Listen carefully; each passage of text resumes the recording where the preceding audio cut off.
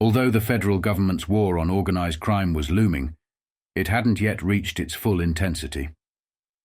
Sensationalists like Walter Winchell had long reported on the mob's activities, but for the most part, organized crime was portrayed as isolated incidents in major cities. FBI Director J. Edgar Hoover downplayed the existence of a national crime syndicate, focusing instead on the communist threat. But Harry Anslinger of the Narcotics Bureau had been pushing the national syndicate theory for years and found his champion in Senator Estes Kefauver from Tennessee. The Kefauver Committee, formed in January 1950, aimed to investigate interstate gambling and racketeering, eventually homing in on the mob's influence over the gaming industry. The hearings began in Chicago and quickly spread to other major cities like St. Louis, San Francisco, New Orleans, and Tampa. Kefauver, a plain-spoken politician with a knack for dramatics, turned the hearings into a crusade against organized crime. He and his mostly Protestant colleagues subpoenaed Italian-American, Irish, and Jewish mobsters, making for explosive testimonies. Among the most shocking sessions were those held in South Florida, where the mob's ties to Cuba came under the spotlight, further exposing the far-reaching power of figures like Lansky. The mob's influence in Havana, Las Vegas, and across America was undeniable, and Lansky, ever the strategist, continued to shape the underworld as he worked both sides of the law, cementing his legacy as one of the most powerful figures in organized crime. The first strike against organized crime was landed by Theodore Link, a staff correspondent of the Post-Dispatch, on January 3, 1950. His article in the St. Louis Post-Dispatch newspaper boldly targeted the underworld. The article prominently featured the faces of two notorious mob bosses, Frank Costello and Tony Accardo, heads of the New York and Chicago outfits, respectively. The piece was not subtle. It directly took aim at their sprawling criminal enterprises, focusing on how they had intertwined themselves with both local politics and legitimate businesses. The headline blared, "Crime Capital Miami Beach Ready to Reopen Gambling Under Costello," signaling the deep connections between mobsters, politicians, and the clandestine underworld. This was a stark revelation of how Miami, a hotbed for organized crime, was once again on the verge of falling under mob control, with Costello at the helm. It detailed the pervasive influence these crime syndicates wielded, not just in illegal gambling, but in politics, business, and everyday life. The article's exposure of these relationships marked the first significant public salvo in what would become a full-scale war on organized crime in America. Miami Beach, this famous resort city, now also the crime capital of the United States and a haven for hoodlums from all over the country, is getting ready to reopen its multi-million-dollar gambling industry with a new boss in control. Frank Costello, Prime Minister of the Underworld, as an investigation by the Post-Dispatch has revealed. Costello's emissary, Meyer Lansky, a New York gambler and boss of gambling in Broward County, just north of here, settled a bitter struggle between two crime syndicates that were contesting for control of the rich gambling industry here. For the first time in a dozen years, however, the gamblers are not sure of full cooperation from public officials in Dade County and the two principal cities, Miami and Miami Beach. For that reason, handbooks in the beach hotels and gambling casinos throughout the county have not all reopened fully, even as the tourist season is about to enter its peak period. Police and law enforcement officers have been interested spectators in the struggle among the gambling syndicates for control of Miami Beach. It is estimated that the payoff to police and public officials in Miami Beach from the syndicates is about $1 million a year. Across the bay in Miami, Vice Squad members used to collect $720,000 a year, which they divided with politicians. The public official apparently most responsible for the continuing delay in the reopening of gambling is Miami Beach City Councilman Melvin J. Richard, who was elected last June. Since his election, gambling on the beach has been shut down more often than it has been open. Richard, a 37-year-old lawyer and Navy veteran, said after he took office, "More notorious national criminals live in Miami Beach than in any other city of this size in the United States. The criminal scum of the country is attracted here. Wide-open Miami Beach existed only by the approval of public officials. It is inconceivable that this could have been the case without money changing hands." High stakes were involved in the competition between the powerful national syndicates for control of gambling, horse race betting, the numbers racket, and other enterprises. Miami Beach is regarded as the richest single plum in the world for horse race betting, with a total of $50 million bet in a single year from handbooks in the hotels and other bookshops. Besides horse race wagering, casinos in Dade County normally offer chuck-a-luck, dice, poker, and other games. Costello's representative, Lansky, brought about peace between the S&G syndicate and the Little Syndicate here by ruling that the Costello New York group would take a 30% cut from the earnings of both syndicates. The Costello group had already placed one of its men in the Little Syndicate, while the Chicago Capone gang had inserted one of its henchmen in the S&G syndicate. With Costello taking 30% of the total earnings from the gambling industry here, it is not clear yet how the remaining 70% will be divided among the local syndicates, S&G, and the Little Syndicate, and the Chicago Capone gang. The peace program was worked out by Lansky at a series of meetings in New York City, various locations in Florida, and in Los Angeles. The settlement illustrates the nationwide character of the gambling business, which rakes in $2 billion a year from slot machines alone throughout the country. At one stage in the Miami Beach negotiations, the New York gang wanted 50% of the gambling take here, and the Chicago Capone gang also wanted 50%, which would have left nothing for the local gamblers. They would have been absorbed into the bigger groups. The plan was then modified to give the Costello outfit 30%. Apparently, the settlement now makes the Costello group top dog here, with a significant concession to the Chicago Capone group, all at the expense of S&G. When S&G held full control of Miami Beach gambling, the syndicate was said to have collected between $6 million and $10 million a year from its operations. Members of the syndicate have large holdings of valuable property, including lavish homes on the Gold Coast, formerly known as Millionaires Row. One of the principal figures in S&G is a former St. Louisan, Julie Levitt. Most of the gamblers and about 250 handbook operators became members of the S&G syndicate in the last 10 years. About 100 gamblers remain independent or are members of the Little Syndicate. The comfortable position of the S&G syndicate, controlling the gambling business with only the Little Syndicate as a competitor, was disrupted last spring.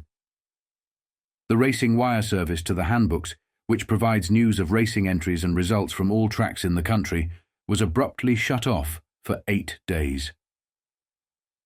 This shutdown was attributed to the anger of the Chicago Capone Syndicate, which controls the nationwide racing news distribution and sought to break into the rich Miami Beach market by acquiring control over handbooks. Bookmakers complained that the Chicago gang could have doubled the price for the racing news service and made a significant profit without even controlling the handbooks. Instead, the Capone Syndicate wanted full control of the bookshops. Shortly after the 8-day shutdown ended, during which the S&G syndicate improvised by obtaining racing news from an independent bookmaker in Georgia, a new partner appeared in the S&G setup. He is Harry Russell, one of the Russell brothers who operate the Silver Dollar Bar in the Chicago Loop, alongside Tony Accardo, alias Joe Batters, a top Capone hoodlum. Then Benny Kay, a New Jersey gambler, suddenly became a partner in the Little Syndicate. The New York Costello mob inserted Kay into the Miami Beach picture to protect their interests here. Kay, also known as Kay, and originally known as Benny Karpf, has been operating here for about 2 years. He started as the operator of a handbook at Club Collins. Then he organized baseball and football betting on a large scale. His activities extended to New York, where he had connections with a layoff betting establishment at 95 Broad Street. That place was raided on October 20th, but Kay was not there. With Kay of New York and Russell of Chicago in the picture, both local syndicates headed for a showdown. Some gambling establishments reopened, but quickly shut down again. Finally, shrewd Lansky entered the picture and brought peace between the warring factions. However, the cooperation of Miami Beach and Miami officials still restrains the gambling industry from fully opening. Discussing Dade County as a whole, a grand jury recently reported that the county was a capital of crime, adding that the rackets are beyond the scope of local law enforcement agencies. The grand jury suggested another jury inquire into the manner in which some Miami policemen live in or purchase property beyond what their earnings would appear to allow. The jury scolded the Miami police for bickering and feuds, declaring, "This shows the department is not functioning as a team, but rather for the personal aggrandizement or enrichment of certain of its members. Criminals from other cities first vacation here, then they buy property, then they bring in henchmen, and soon they have an organization that can control elections, as in Kansas City and St. Paul." Daniel Sullivan, hard-hitting director of the Crime Commission of Greater Miami, told the Post-Dispatch recently. In radio broadcasts over a Florida network of 14 stations, the Crime Commission asserts, "The risk of jail in the Miami area is light," adding, "A hands-off policy means that the whole criminal element will grow more and more daily. South Florida will be in the headlines as a nest for hoodlums, racketeers, and gangsters." There are two factors responsible for the trouble. The police don't care about going on record on law enforcement, and known hoodlums are coming and attracting lesser lights from their hometowns. The blame lies more with the elected officials here than with the police. Regardless of who is to blame, gangsters and racketeers from all the principal cities of the United States have settled here, spend part of their time here, or have interests in businesses or rackets in the Miami area. When the late Al Capone bought a pretentious villa on Palm Island in the early 1930s, Miami Beach authorities initially resisted the inroads of other gangsters. But Capone won a long legal fight against being evicted from Florida, successfully alleging that the only charge against him was vagrancy. His widow and son still maintain the villa here. Since Capone's arrival, there has been a steady influx of criminals and their associates, both retired and active. Disclosures of their records by the newspapers and by the Crime Commission bring complaints from some citizens who insist that 20-year-old skeletons should not be exhumed. When a man pays his penalty to society, the defenders say, he should be left alone. However, a little probing usually reveals that while the retired criminals may have lost their interest in machine guns, pistols and bombs as they grew older, they have retained just a bit of interest in the numbers racket, a small handbook, or a gambling casino as they bask quietly in the sun here. For example, Jules Beeman, described by the Crime Commission as a pistol-packing top-drawer member of the underworld here, moved to Miami Beach from New York 3 years ago. His arrests in New York, dating back to 1922, ranged from vagrancy to homicide. He was known variously as Julius Kramer, Julius Steele, Harry Kramer, and Jules Berman. Last March, Beeman was investigated by federal authorities in connection with narcotics sales. He also has an interest in a gambling establishment. In 1943, while he was looking into his New York interests, he was shot but recovered. The Miami Crime Commission calls him a public rat who has no business in this community. Samuel Tarrant of Miami Beach, who owns a palatial home on Allison Island, is the head of the Tarrant Distributing Company, which sells television sets and jukeboxes. Before that, he was Sammy Tarrant of the hectic Prohibition days in Minneapolis and St. Paul. He came here in 1945 after he was released from prison, having served a sentence for liquor black marketing in Minnesota. Taran was wounded in a hijacking fight in St. Paul in 1925 and later received a 10-year prison term on a grand larceny charge. In 1942, he applied for citizenship but was turned down. His record also includes a Chicago indictment growing out of a stolen bond deal and arrests for investigation on bank robbery charges in Nebraska and Kansas. When he came here, he held a franchise for the distribution of jukeboxes in Florida and Cuba. Harry Stone, a former member of the Purple Gang in Detroit, and Mo Rockwell of Chicago and Detroit own and operate a Miami Beach nightclub that is known as a hoodlum hangout. Among the frequent patrons are Paul Labriola and Martin the Ox, notorious Chicago gangsters. Stone is also known as Sosnick, and his partner Rockwell calls himself Rockfeld, demonstrating that one never knows his neighbor's real name here.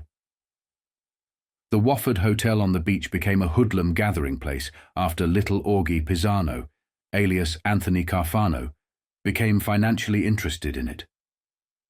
Little Augie is a Brooklyn thug with a long police record. His associate in the hotel is John Angasola, who also calls himself King, and who came from Cleveland. Among their friends who come to the hotel for their vacations are Marco Reginelli of Camden and Sam and Joe DiCarlo, racketeers from Buffalo. The S&G syndicate, now affiliated with the Chicago Capone mob, doesn't like outsiders, but sprang to the defense of Morris Cooper, a nationally known St. Louis betting commissioner, when he was arrested in Miami Beach last July. The charge was gambling. Former Detective Pat Perdue, head of the one-man Miami Beach gambling squad at the time, made the arrest. Brought into court, Cooper was represented by the S&G syndicate's lawyer, Ben Cohen. The case was dismissed. Perdue is now pounding a beat in the northern reaches of the beach, not because he arrested Morris Cooper, but because of a change in the gambling situation and in the attitude of some city councilmen. Until his shift, Perdue used to make sporadic raids on specific bookies. Cooper, incidentally, is reputed to be one of the 5 biggest baseball and football betting commissioners in the country. The odds set by his statistician Isidore Silverman, formerly of Indianapolis, are said to be used by many gamblers. Silverman now lives on an island in Biscayne Bay and busies himself solely with setting odds, not with actual gambling. Attorney Cohen told the writer that Cooper's arrest was a mistake. Cohen said Cooper wandered idly into a friend's handbook and had picked up the tape on a baseball ticker to learn the ball scores when he was arrested. However, other well-informed Miamians told the reporter that the arrest was engineered by the S&G syndicate to worry Cooper and possibly prevent him from starting any large-scale operations on the beach. He maintains a home there at 4410 Sheridan Avenue. Cohen was employed to represent Cooper, the informant said, because Cooper is personally popular with many gamblers.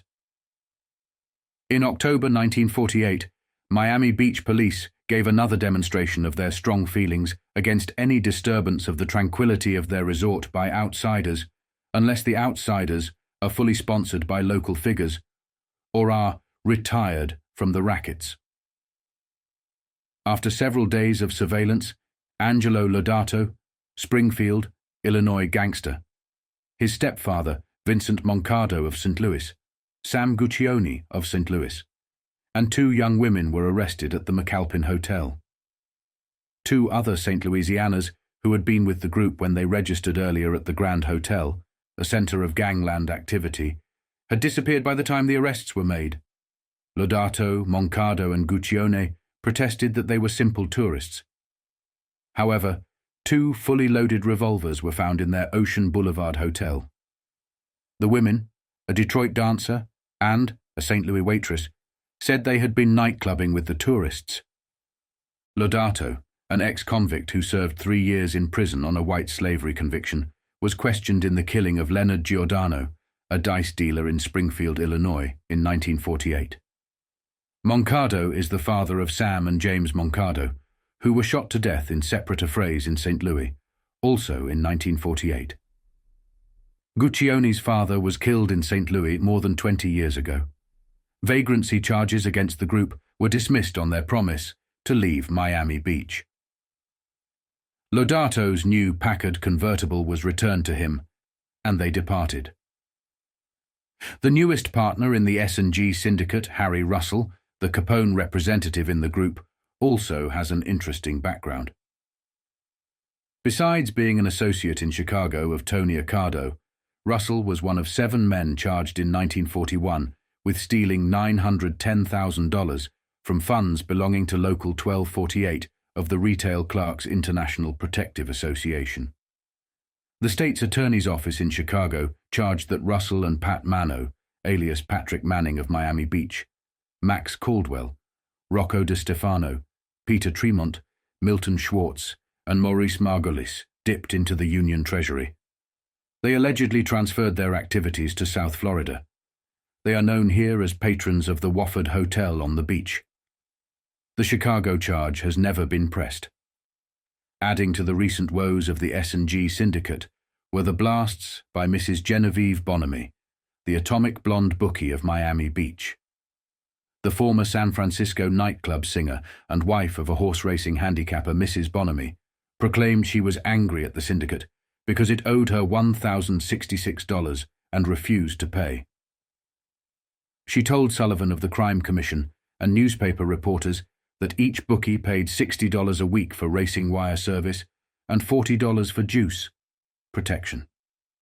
She charged that the syndicate and the thieving hotel keepers who steal everything they can from the bookies were responsible for the troubles in the gambling business. She made it clear that her beef, as she called it, was against the syndicate and the hotels, but not against the bookies.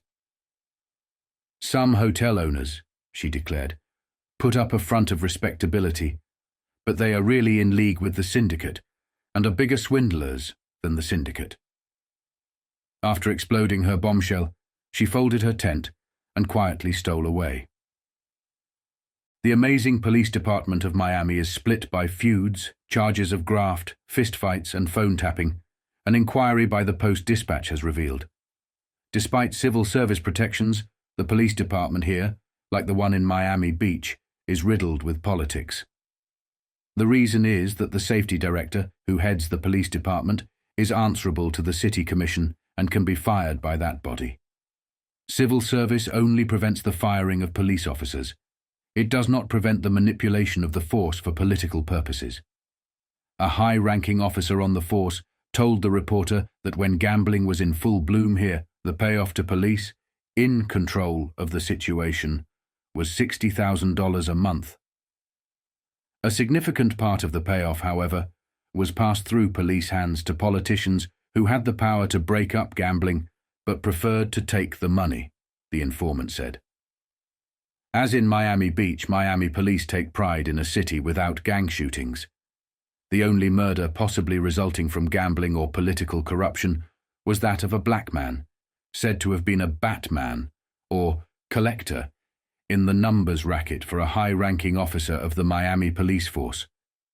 The Batman was killed in April 1948, and the murder remains unsolved. The police force is split into factions and cliques within the factions. The officers must contend with groups of gamblers who are as restless as the waves of the ocean, constantly striving for an in with influential officers. Miami has 6 groups of gamblers who operate when permitted or conduct sneak gambling when the grand jury is in session or when restrictions are enforced. A campaign against bookmakers by Governor Fuller Warren in the past year has caused such turmoil in gambling circles that they don't know where they stand at the moment. The long smouldering feud within the police department erupted last April. Detective Lieutenant C.O. Hutto, the stormy petrel of the force, was badly beaten by Chief of Detectives James O. Barker and a former patrolman W. W. Davenport when they found him in a woman's apartment. Hutto has been an important figure in Miami's police gambling political circles for 15 years. In fact, he was one of the most powerful people in Miami for years. During his stormy career, he has been reduced or suspended 4 times. For 8 years, he headed the vice squad, giving him iron-handed control over gamblers and prostitutes. Lieutenant Hutto charged that the beating he received was the result of a setup. However, he was suspended by Chief of Police Walter Headley. Hutto said he had been interviewing the woman about a murder case when the Chief of Detectives and the former patrolman broke in. Chief Barker responded that he had information that Hutto had been running around with the woman in a city-owned automobile. Barker said he went to the apartment carrying a camera after getting a tip from Davenport. Lieutenant Hutto smashed the camera. In the fight that followed, Hutto suffered a broken nose, cuts, and 2 black eyes. Barker and Davenport were unhurt. Barker took full responsibility for the beating and said Davenport merely restrained the woman. It later emerged that the woman was Mrs. Drew Phillips, wife of a former policeman who was being held on a murder charge in Dublin, Georgia. The apartment had been rented by Lieutenant Hutto, who told the landlord he was the woman's uncle. Georgia police said Hutto had not been asked to work on the murder investigation. Davenport had been discharged from the Miami force in July 1947 on 7 charges of conduct unbecoming an officer. He blamed Lieutenant Hutto for his discharge and said he had been framed. Hutto, who lives in a substantial home equipped with a swimming pool, was found guilty of 2 charges of misconduct and fined a month's pay. His lawyer, Vincent C. Giblin, argued that Hutto's refusal to accept graft led to the fight. Giblin claimed that a number of Miami policemen had been taking graft from gamblers, and Hutto's refusal to participate angered the other officers. One police faction accused the other of tapping Hutto's phone to learn whether he was providing information to newspapers and public officials about payoffs from gamblers to policemen. Both Miami daily newspapers have been fighting crime and corruption in the area, but they have faced nearly insurmountable odds until the past year, when the war between the syndicates and the election of a few honest politicians gave them an opening. Wilson McGee, chief crime reporter for the Miami Herald, led the way with a revealing series of articles on gambling and related activities. The Miami Daily News also ran several series of articles by its 2 chief crime reporters, Don Pettit and Milton Sosin. The Daily News's anti-gambling campaign angered the police so much that detectives filed a $1 million libel suit against the newspaper. Pettit would find a handbook and then write an illustrated news account about the establishment. The picture would be captioned, "For the information of detectives." Next to the photograph would be a detailed description of the handbook. A typical story read, "Another horse bookmakers who are so hard for Miami police to find operates from a 3rd-floor room in the Greentree Hotel at 110 Northeast 2nd Avenue. The bookie answers to the name Bill, and his telephone number is 21171. The book is one of a string of Marty Richmonds.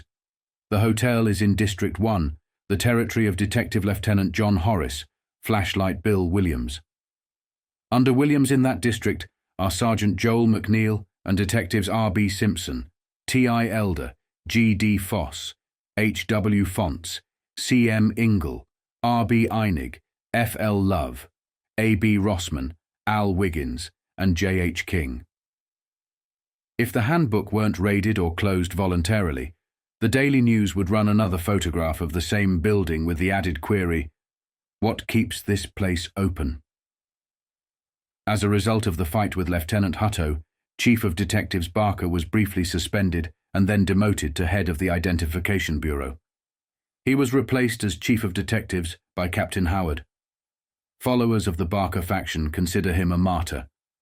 They explained that they wanted to break the power of Hutto, who was so strongly entrenched in city politics and the police department. Barker's followers feel the explosion resulting from the Barker-Hutto fight achieved their purpose, and that Hutto has now been discredited. Hutto told this writer he had refused to enter the ring of officers taking graft from gamblers, and the apartment fight was the result. He said he persuaded 8 Miami area gamblers to file affidavits about graft payoffs to Miami policemen in 1947.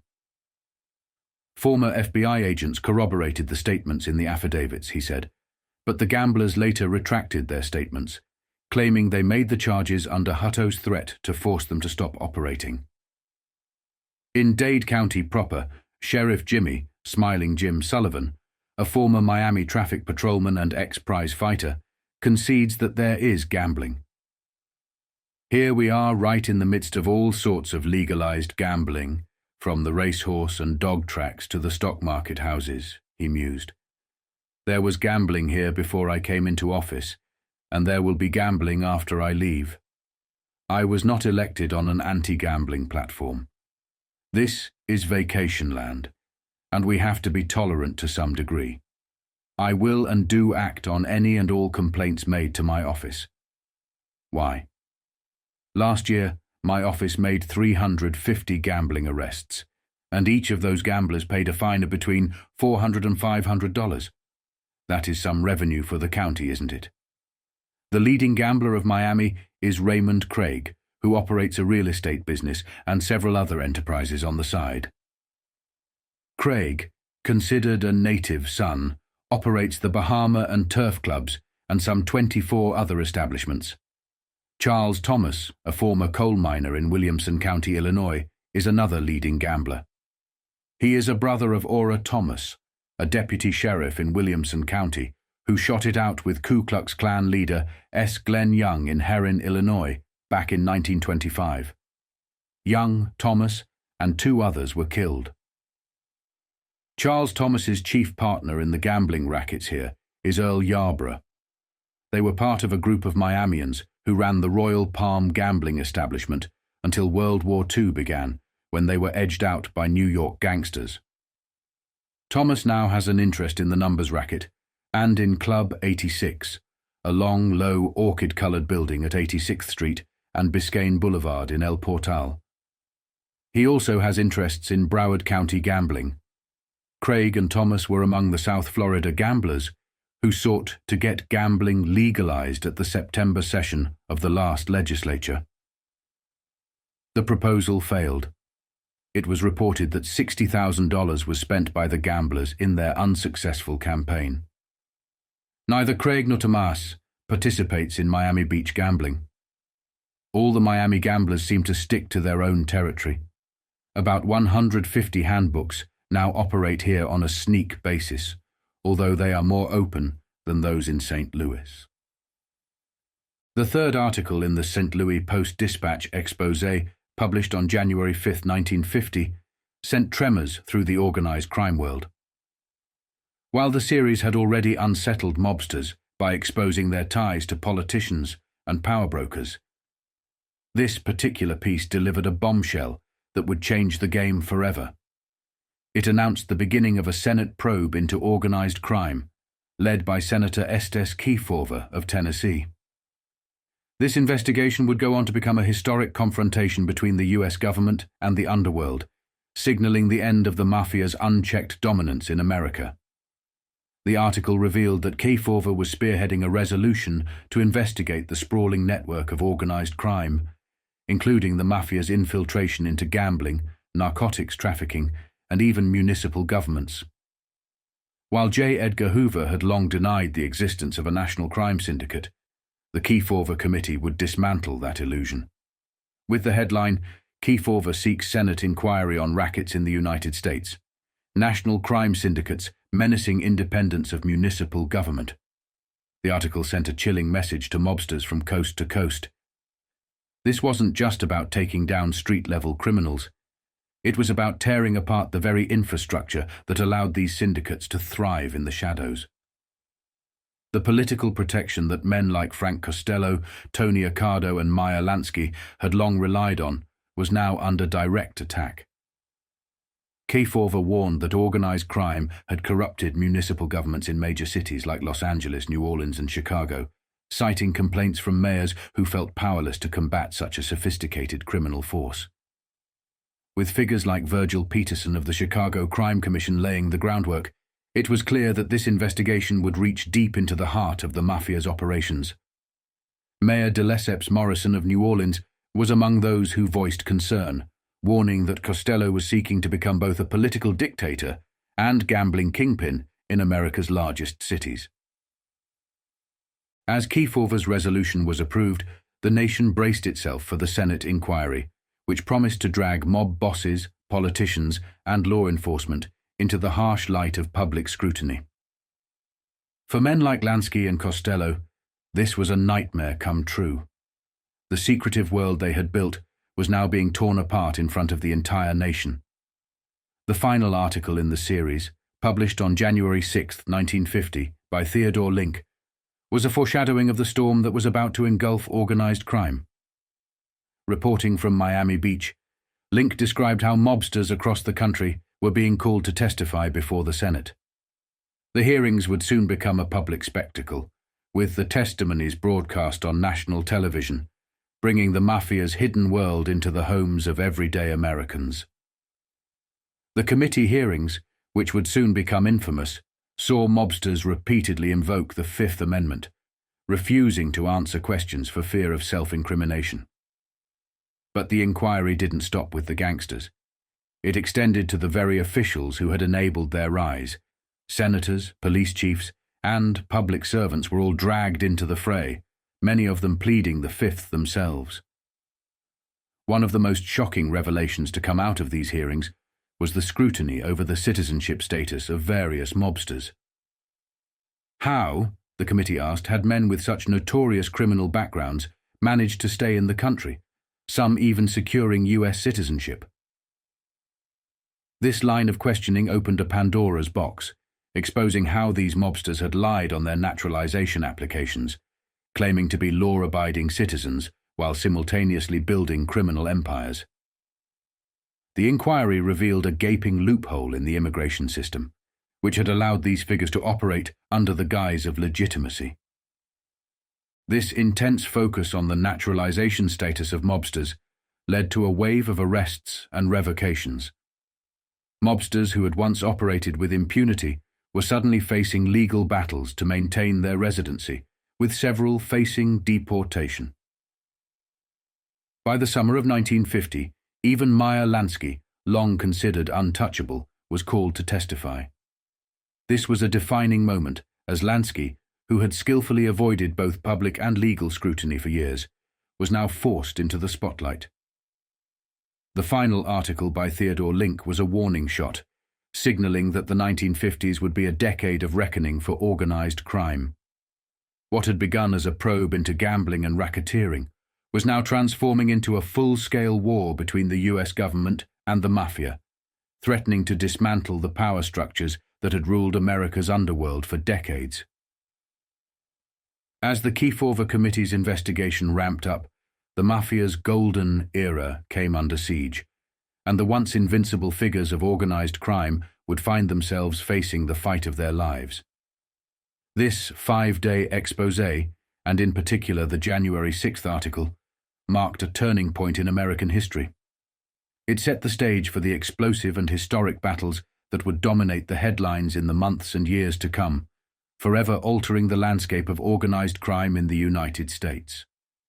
The mob had thrived in the shadows for years, but now, under the harsh glare of television cameras and Senate inquiries, their reign of secrecy was coming to an end.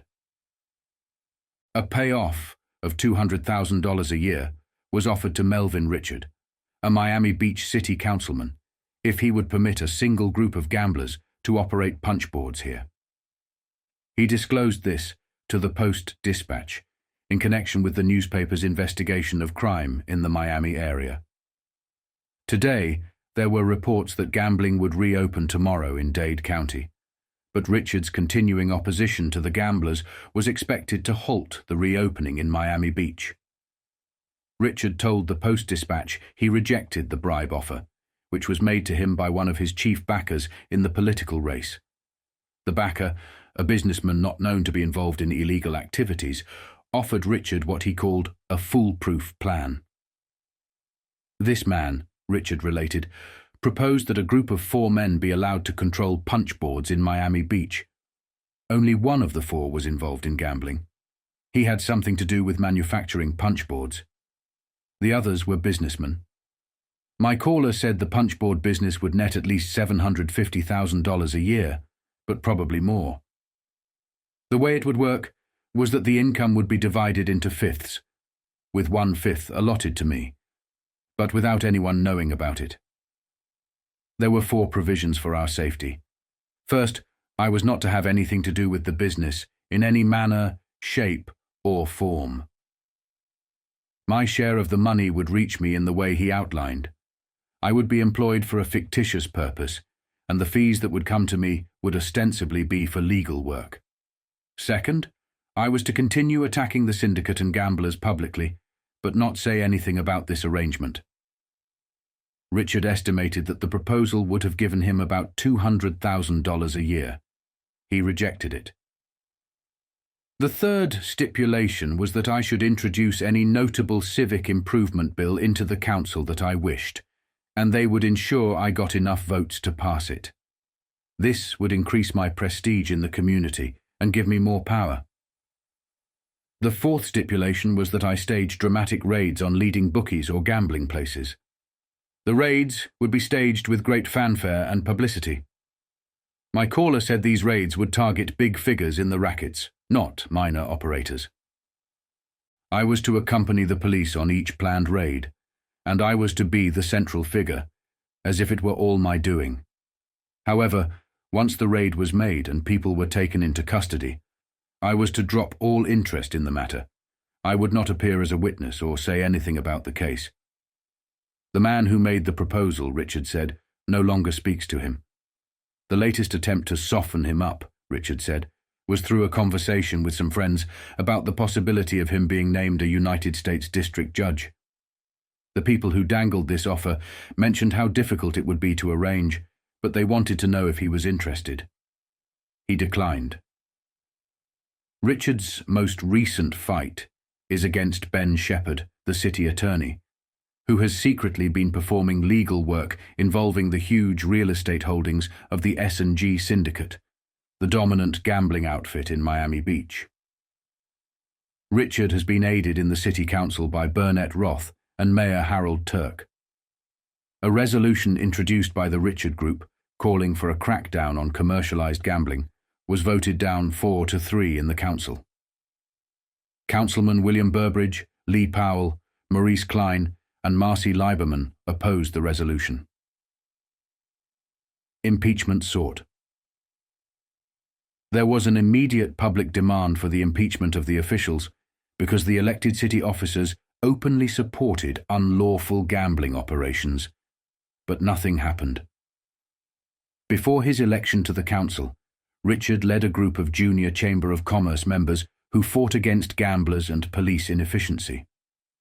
Racketeers joined the junior chamber in large numbers to defeat the organization's campaign against gambling. Richard recalled how he managed to install a recording device in the house of Ruth Sewell, who operated in Miami Beach during the winter and in the Catskills during the summer. The recordings revealed that Mrs. Sewell claimed to have many Miami Beach policemen on her payroll. The records also showed that she received tip-offs from friendly policemen. Richard's group tested her system and observed policemen driving by her house in advance of raids. As usual in Florida, this uncertain evidence was not pursued further. However, Mrs. Sewell's setup was disrupted to the extent that she had to curtail most of her gambling operations.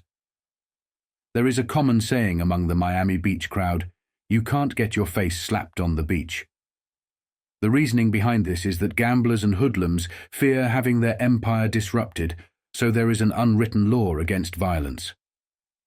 However, one member of the Julie Levitt group of gamblers recently assaulted Milt Sosin, a reporter for the Miami Daily News, out of anger over a story Sosin published.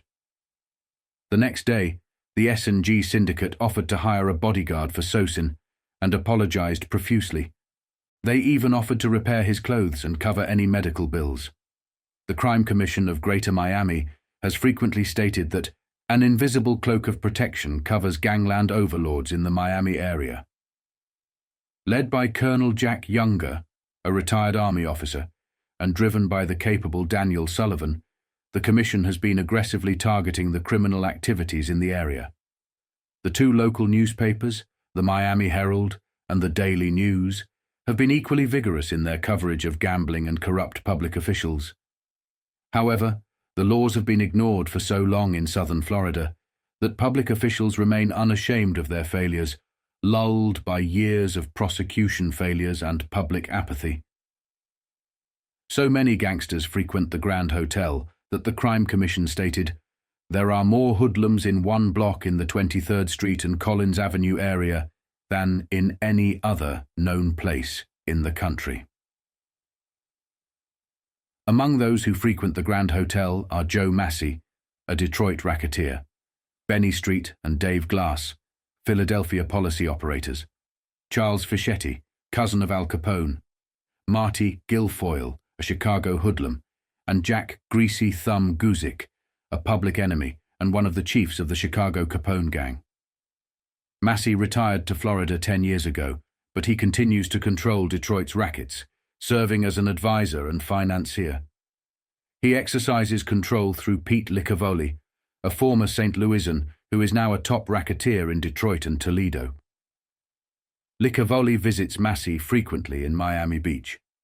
When Licavoli's mother died in St. Louis last spring, big-time racketeers, including Massey, traveled to St. Louis by airplane from cities all over the country to pay their respects to the Detroit gang leader. Most of the mourners stayed in fashionable West End hotels near Forest Park. In Miami Beach, Massey is regarded by some as a retired businessman who keeps busy by running his provision company. Out-of-town hoodlums from various cities are frequent visitors to his penthouse at the Grand Hotel. They are well aware of his Detroit background, including arrests dating back to 1920 on charges ranging from gambling to suspicion of murder. One of his Detroit associates is Harry Fleischer, who jumped bond after receiving a 25-year sentence for armed robbery in Michigan. Fleischer is now one of the most sought-after men in the United States. Philadelphia is represented in Miami Beach by William Weisberg, also known as Harry Strandberg, a lieutenant in the Nig Rosen gang in the Quaker City. Weisberg and Sam Cappy Hoffman, also a Rosen henchman, were chased out of Philadelphia several times by the police, but they found it easy to become honored guests at beachfront hotels in Miami Beach until the heat died down. Hoffman has a criminal record in Trenton and Egg Harbor, New Jersey, with charges ranging from gambling to murder. The brothers Michael and Salvatore Polina, who are involved in gambling and vice in Philadelphia and Atlantic City, use a beach hotel as their winter headquarters. Max Siegel, a strong-arm man for the Rosen gang, also winters here. Siegel, who goes by various aliases such as Frank Roy, Shuey Siegel and Big Shuey, has a long criminal record. Other winter resident Samuel Litt, who operates one of Philadelphia's largest handbooks, spends his winters in Miami Beach.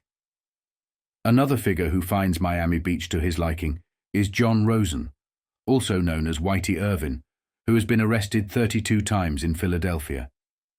Jack Silver, alias Chinky Silver, is known as the enforcer for the Rosen gang and has been the target of almost continuous police investigation in Philadelphia and South Jersey since 1928, except when he is in Miami Beach. Nathan Stromberg, also known as Nussie Rosen and a brother of Nig Rosen, looks after the Miami Beach interests of the Rosen gang. Other frequent visitors include Anthony Narcisi, Harry Proven, a former pickpocket and narcotics dealer, and Jack Newman and his brother Mo, who are sluggers for the Rosen gang. Isaac Halpin, a Miami Beach gambler, is doing better here than he did in Philadelphia, where he was a pickpocket with a record of 54 arrests, according to the records of the Miami Crime Commission. Halpin is now considered a big shot in Miami Beach. Invests in hotels, Isidore Blumenfield, the kingpin racketeer of Minneapolis, has invested $1 million in beachfront hotels. Known as Kid Can and Harry Freeman, Blumenfield has faced charges ranging from bootlegging to murder. Alfred Poggi. Torriello, reputedly the triggerman for the New York Costello mob in New England, owned a share in the largest dice game in the history of American gambling during the 1946-1947 winter season.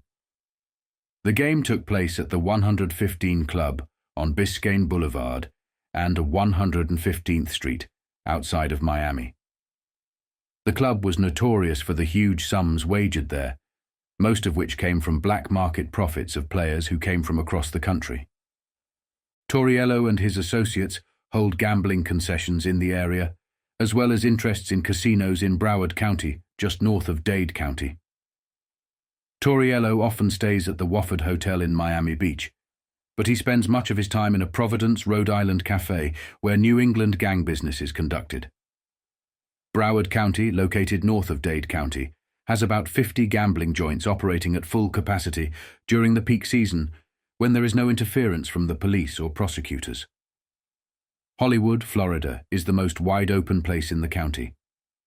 A veteran police officer told the writer that more hoodlums can be seen on the streets of Hollywood in a single day than in a year in Chicago. Fort Lauderdale, the county seat, is a clean city under the administration of Chief of Police Roland Kelly, a former St. Louisan, but handbooks operate just outside the city limits.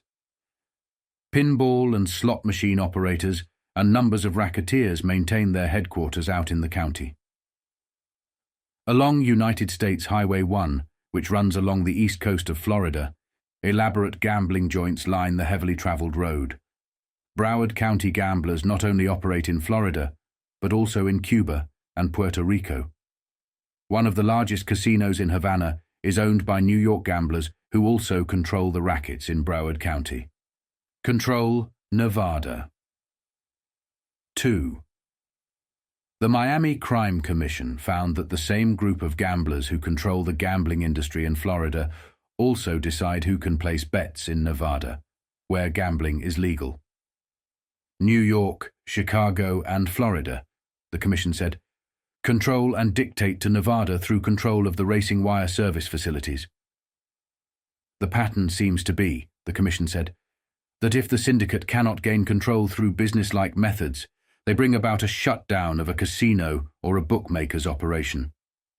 Later, the closed-down business reopens, but there is always a new partner involved. This new partner is usually someone from New York, Chicago, or Detroit. The local group has to accept the new partner out of fear of what might happen. Director Sullivan of the Crime Commission stated that Florida seemed proud of its relatively low number of gang-related murders. The murder rate is not as high as it was during the heyday of Chicago, New York, Kansas City, or St. Louis. Sullivan explained that disputes over gambling and illegal operations in Florida are settled in other states to avoid killing the goose that lays the golden eggs of Florida's gambling industry. Meyer Lansky and Jack Lansky, New York hoodlums, operate the pretentious La Boheme Club in Broward County. A group of gangsters associated with the Lanskys also run the Club Green Acres, another large gambling joint in the county. The top law enforcement officer in Broward County is Sheriff Walter Clark, who was once removed from office for lax law enforcement by former Governor Spessard Holland, now a United States Senator. Sheriff Clark told the writer that gambling in the county would soon resume. He pointed to his 17 years in office as proof that the citizens of the county wanted gambling. He also mentioned that he had no connection to the Broward Novelty and Music Company, but that his brother, Chief Deputy Sheriff Robert Clark, had an interest in the company. That company only distributes pinball machines and automatic phonographs, the sheriff said. They don't deal in slot machines.